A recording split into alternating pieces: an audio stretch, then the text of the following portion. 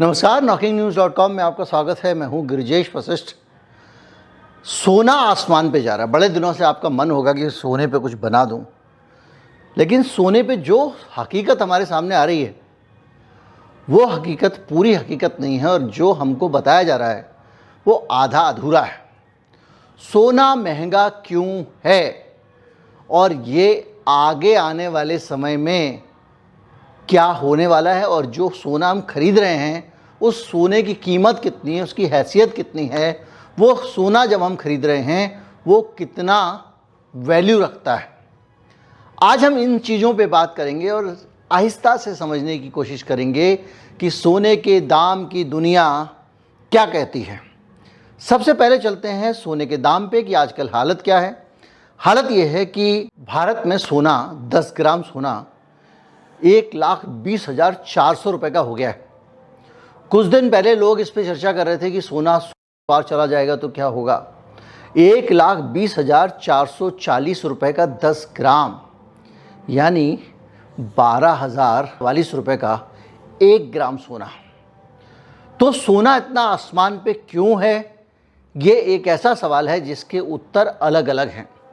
आपको जो एक्सपर्ट उत्तर दे रहे हैं, मीडिया जो कारण बता रहा है और जो अखबारों में छप रहा है, वो कारण कितना सही है कितना गलत है। 1,20,000 रुपये सोना क्यों पहुंच गया है और ये दाम क्या जायज़ दाम है, आज हम इस पे चर्चा करेंगे। सबसे पहले हमारे देश के विशेषज्ञ जो है वो क्या बता रहे हैं उसको जानें। उनका कहना है कि भू राजनीतिक तनाव बढ़ गया है साहब। यूक्रेन में युद्ध हो गया है, रूस ने वहाँ हमला कर दिया है, अलग अलग जगहों पर टेंशन चल रही है। तो ऐसे में क्या होता है कि इकोनॉमी में होती है अस्थिरता। तो साहब अस्थिरता हो रही है इकोनॉमी में, तो लोग पैसा अपना सुरक्षित रखने के लिए सोने में डाल रहे हैं। सोना हेज करता है, हेज करने के लिए लोग सोना इस्तेमाल करते हैं। हेज करने का मतलब जैसे हेज होती है जो कांटेदार तार होते हैं, उसी तरह से आपने अपने धन के आसपास एक कांटेदार तार लगा दिया।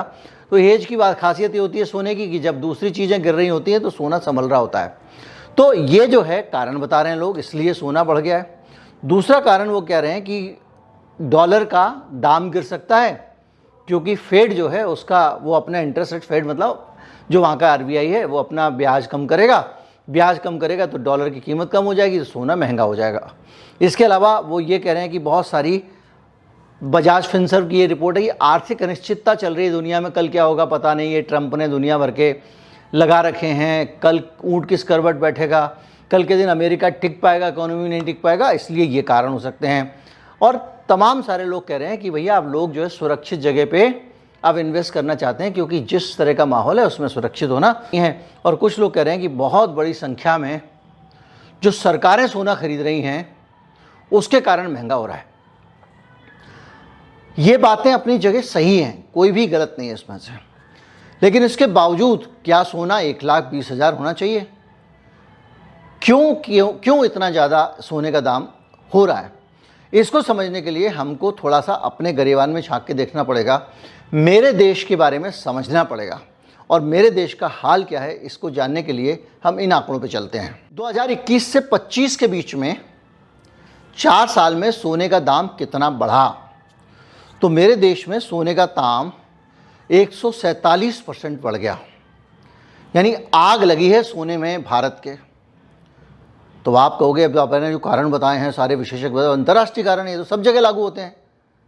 डॉलर गिरेगा सब जगह गिरेगा, अनिश्चितता रहेगी सब जगह रहेगी, जियो पॉलिटिकल रहेगा तो हर जगह रहेगा, ट्रंप तो दुनिया में सभी के लिए है। तो भारत में 147% कैसे बढ़ गए हैं? क्योंकि अब आप कहोगे इससे क्या होता है, तो दूसरी जगहों का आंकड़ा भी देखो। भारत में 147%, अमेरिका में कुल 46%, यूरोप में कुल 38%, स्विट्जरलैंड में 30%, सऊदी अरब में 36%, यूएई में 36% और सिंगापुर में 28%। 21 से 25 के बीच में सिंगापुर में 28% बढ़ता है, तो भारत में 147% कैसे हो जाता है? ये अपने आप में कान खोल देने वाली हकीकत है। अब इसको हम थोड़ा सा आगे देखें तो इसके पीछे हमको कुछ कहानियाँ दिखाई देती हैं, और वो कहानियाँ वो हैं जो हमारे विशेषज्ञ हम तक नहीं पहुँचने देते हैं। भारत में ही इतना महंगा क्यों हुआ? बाकी दुनिया भर की जगह हैं वहाँ पर इतना महंगा नहीं है, तो मेरे देश में इतना महंगा क्यों है? इसको आप दूसरी तरह से भी समझिए कि जो सोना तुम खरीद रहे हो उस सोने की हैसियत दुनिया के दूसरे हिस्से में कोई एक आदमी खरीद रहा है उससे कहीं कम है। दुनिया के दूसरे हिस्से में एक आदमी 10 ग्राम सोना खरीद रहा है, उसने अपनी वैल्यू मेरे मुकाबले ज़्यादा बढ़ा ली। भारत में सबसे पहले कई कारण है, उसमें से एक कारण ये ले लेते हैं कि रुपया, डॉलर पूरी दुनिया की जो मुद्राएं हैं उनके सामने गिर रहा है। मतलब पौंड महंगा हो रहा है, येन महंगा हो रहा है, सिंगापुरी डॉलर महंगा हो रहा है, सब महंगा हो रहा है और अमेरिका का डॉलर गिर रहा है। और भारत का रुपया डॉलर के आगे भी गिर रहा है, गिरे जा रहा है, गिरे जा रहा है, गिरे जा रहा है। मोदी जी जब प्रधानमंत्री बने थे तो 67 रुपये था डॉलर, 67। अब हम ये समझते हैं कि कितना गिरा, क्योंकि हम आंकड़े सारे 2021 के ले रहे हैं तो मोदी जी वाला जो प्रधानमंत्री बनने का आंकड़ा छोड़ देते हैं। 21 में 75 रुपये का एक डॉलर था 2021 में, और देखते देखते ये आज की तारीख में डॉलर हो गया हमारा 88 रुपये 66 पैसे का, यानी 18% की गिरावट हुई है। अब इंटरनेशनल मार्केट से आप सोना खरीदोगे तो आपको डॉलर में ही खरीदना पड़ेगा, कोई रुपए में तो देगा नहीं सोना। तो उसके लिए आप पहले डॉलर खरीदोगे, डॉलर है महंगा, तो सीधे सीधे ये 18% ज़्यादा हमको दाम चुकाना पड़ रहा है भारत के लोगों को सोने के लिए दुनिया के दूसरे लोगों के सामने। अब ये एक कड़वी हकीकत है जिसको कहते हैं डंका बजना। अगर आप इसी में, एक तो मैं आपको पूरा वीडियो बना के बता चुका हूँ कि किस तरह से भारत का रुपया उस डॉलर के मुकाबले भी बुरी तरह गिर रहा है जो डॉलर दुनिया के दूसरी मुद्राओं के सामने खुद ही गिर रहा है। मतलब एक तो वो गिरा हुआ आदमी, हम उससे भी ज़्यादा गिरे हुए। अब हम दूसरे फैक्टर्स पे जाते हैं। ये 18% दाम तो इसने ही बढ़ा दिया। अब आते हैं इंपोर्ट ड्यूटी पे। हम लोग जो है 6% दाम सरकार बढ़ा देती है। भारत की ज़मीन पे चरण रखे 6% टैरिफ लग गया सोने पे। पहले कितना था? पहले जो था वो शून्य होता था। तो मनमोहन सिंह ने जब शून्य किया था तो भारत में सोने की स्मगलिंग 0 हो गई थी, मैंने आपको बताया था। उसके बाद में अब क्या हुआ है, 5% तो ड्यूटी है और 1% उसके ऊपर और सेस लग जाता है, यानी 6% पैसा सरकार घुसते ही लगा रही है। उसके बाद सोने पे 3% लग रहा है जीएसटी, यानी 18% वो हो गया, 9% ये हो गया। रिटेल मार्जिन अगर 2 से 3% आप मान के चलो, ये रिटेल मार्जिन है, मेकिंग चार्ज नहीं है, तो ये कुल मिला के 11 से 12% और लग गया। तो 18 और 12% हो गया 30%। यानी भारत में आपको जो सोना मिल रहा है वो दुनिया के दूसरे देशों के मुकाबले 30% महंगा मिल रहा है। और दुनिया का ये 30% महंगा नहीं है, इसको और गिन लो, क्योंकि हम ये डॉलर से मान रहे हैं और डॉलर दूसरों के मुकाबले जो गिरा है उसको अगर आप कंपेयर करोगे, जैसे मैंने सिंगापुर वगैरह के उदाहरण दिए, तो ये मामला और आगे पहुंच जाएगा। मोटा मोटा एस्टीमेट 40 से 45% का है। तो 40 से 45% जो है सोना महंगा मिल रहा है हमको। तो जब 47% सोना या महंगा होगा भैया, तो कौन आदमी नहीं चाहेगा कि बाहर से कुछ स्मगलिंग करके ले आए, सीधे सीधे माल बन जाएगा। तो आप देख रहे होंगे रोज़ सोने की स्मगलिंग पकड़ी जा रही है, कोई बड़ा कड़ा बनवा रहा है, कुछ बनवा रहा है। वजह क्या है? वजह यह है कि भारत को अपने डॉलर क्यों गिरा, आप अच्छी तरह से जानते हैं। हम खरीदते बाहर से सामान ज़्यादा हैं और अपने यहाँ का उत्पादन हमने ठप कर रखा है। जो उत्पादन हमने बनाया, जो अपने देश का मेक इन इंडिया नाम का जो बिज़नेस मॉडल मोदी जी ने बनाया, उस बिज़नेस मॉडल को चलाने के लिए रॉ मटेरियल विदेशी चाहिए होता है। क्योंकि आपने जिन कंपनियों को प्रमोट किया, चाहे वो एप्पल हो, चाहे वो सैमसंग हो, या कोई भी कंपनियां हो, वो अपने पुर्जे बाहर से लाती हैं। पुर्जे कहना भी ठीक नहीं, हिस्से बाहर से लाती हैं। पंखा है तो उसका बीच वाला डंडा और 3 पंखुड़ी वहाँ से आ जाएंगी और यहाँ जोड़ देगा पेचकस से, बोलेगा मेक इन इंडिया। तो उसमें क्या हो रहा है कि ये एक्सपोर्ट तो हो रहा है लेकिन साथ में इंपोर्ट भी बढ़ जा रहा है, क्योंकि बाहर से माल आ रहा है। तो हम पूरी तरह से जो विदेश पे आधारित लोग हैं, हम लोग बाहर का माल ज़्यादा मंगाते हैं, तो हमारी डॉलर की डिमांड ज़्यादा है। तो इंटरनेशनल मार्केट में रुपए की कीमत उसी अनुपात में कम हो रही है। तो जो हमने एक सिस्टम किया था वो क्या किया था, डॉलर की कीमत को अब हमारा कम हो रही है। तो अब डॉलर ना गिरे इसके लिए आरबीआई क्या कर रहा है आपको पता है। एक तो आरबीआई ये करता है कि अपने नोट जो है छपे हुए, खुद के ही खजाना घर में छपे हुए नोट महंगे महंगे डॉलर दे के खरीद के लाता है, इंटरनेशनल डॉलर एक्सचेंज में हस्तक्षेप करता है और अपने देश की मुद्रा को ही खरीदता है ताकि दाम ना गिरे। दूसरा, भारत में आपको समृद्धि का आपको पता है कि क्या ग्राफ रहा। या तो लोग, अमीर वालों के पास पैसा बहुत आ रहा है, गरीब के पास पैसा जा नहीं रहा है। और उसका कारण है जीएसटी। विस्तार से मैं समझा चुका हूँ, जीएसटी गरीब मार्ग का टैक्स है, गरीब लोटो अमीर के लिए राहत दो वाला टैक्स है, सपनों का टैक्स है इस देश के किसी प्रधानमंत्री के। तो क्या हो रहा है? तो ये हो रहा है कि भारत में अमीर लोग जो है उनके पास पैसे हैं, उनके पास पैसे हैं तो वो अपने पैसे को हेज करना चाहते हैं, सुरक्षित करना चाहते हैं। वो क्या कर रहे हैं? वो ज़्यादा सोना खरीदना चाहते हैं। जब वो ज़्यादा सोना खरीदने लगे, लगातार बाहर से सोना आने लग गया, रुपए की हैसियत कम होती जा रही है, हम देख रहे हैं। बैंकों में बुरा हाल हो रहा है, 5 लाख से ज़्यादा सुरक्षित नहीं है बैंक अकाउंट में। इसके अलावा शेयर मार्केट वॉलेटिलिटी है, बहुत ज़्यादा भरोसा नहीं कर सकते आप। तब समस्या ये है कि आप क्या करोगे? आप सोना खरीदोगे। तो भारत के लोगों ने बहुत सारा सोना खरीदना शुरू कर दिया भारत में। तो सरकार को लगा अगर इतना सारा ये सोना खरीद रहे हैं तो ये डॉलर जा रहे हैं, जब डॉलर बाहर जा रहे हैं तो रुपया और गिर जाएगा। तो इसको रोकने के लिए क्या करो? बोले सोने पे टैक्स लगा दो, सोने पे इंपोर्ट ड्यूटी लगा दो। अब इन्होंने सोने पे जो इंपोर्ट ड्यूटी लगाई उसको लगाने से और उल्टा काम हो गया। उल्टा काम ये हो गया कि लोग एक तो तस्करी करके सोना लाने लग गए। सरकार ने इंपोर्ट ड्यूटी लगाने के साथ साथ एक और काम किया। बोले एक काम करो, आप सोना मत खरीदो, आप हमसे सोने के दाम में एक वादा खरीद लो। वादा क्या? Sovereign gold bond.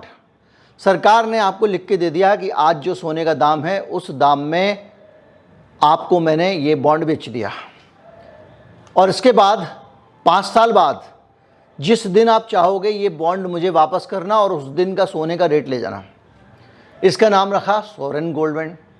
लोगों ने कहा कि भाई, सरकार ने कहा कि ये आदमी तो जो है वो तो ठीक है, लेकिन ये सोना ही क्यों नहीं खरीद लेगा, मेरा बॉन्ड क्यों खरीदेगा, जबकि ये टैक्स फ्री भी था।